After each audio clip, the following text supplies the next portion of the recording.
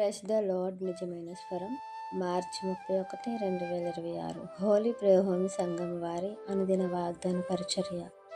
క్షామకాలమున మరణము నుండి ఆయన నిన్ను తప్పించును. యోబు గ్రంథము 5వ అధ్యాయము 20వ వచనం.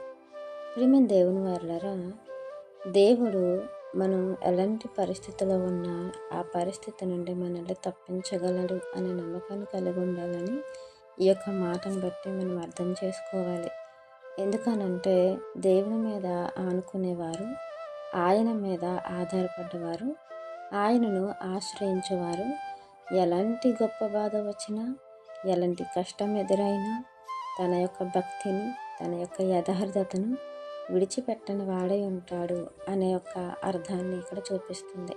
ఉదాహరణకు మనం చూసుకుంటే యోబు గారికి వచ్చిన కష్టం మనకు తెలియంది కాదు. అది ఎవ్వరికి రానిది.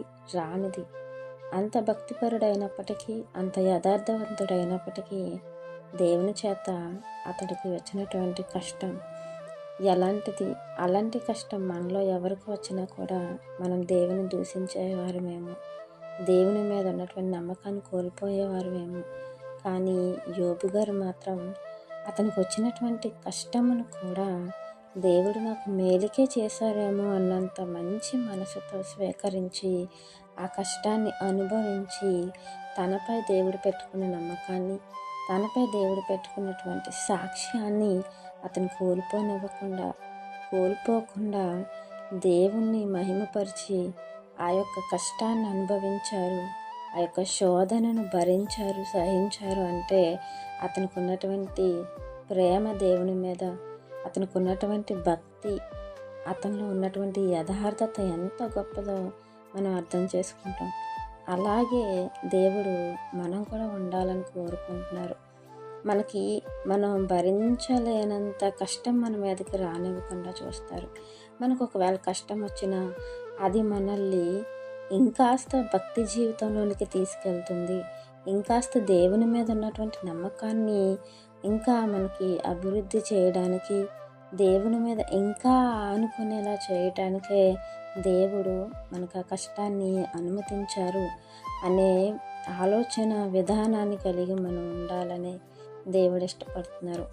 ఎందుకంటే ఆయన పిల్లలకి ఆయన గొప్ప కష్టాన్ని ఇవ్వరు, కానీ ఆయనకు దగ్గర చేసుకునే కష్టాన్ని ఇస్తారు. ఇక చూసుకున్నట్లయితే యోబు గారిని ఇంకెంతగా ఆశీర్వదించారో మనం చూసాము.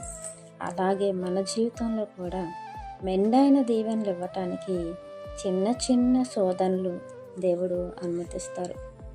మరి దేవుడు అనుమతించినటువంటి కష్టాన్ని, ఆ శ్రమలను మనం భరించి దేవుని మహిమపరిచి మరిన్ని ఆశీర్వాదాలు పొందుకోవాలని ఈ వాక్యం మనందరి జీవితంలో దేవుడు ఫలింప చేయాలని ఆశిస్తున్న వారు దైవజనులు బ్రదర్ నెహెమ్యా గారు.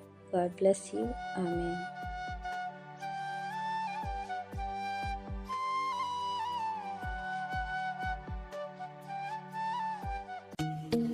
Hi friends, Holi prayer home Gajuwaka సంఘం వారు మాట్లాడిన విలువైన దేవుని సందేశములను మీరు వినటానికి మా యొక్క యూట్యూబ్ ఛానల్ హోలీ ప్రేయర్ హోమ్ను సబ్స్క్రైబ్ చేసుకొని పక్కనున్న బెల్ ఐకాన్ క్లిక్ చేయగలరు.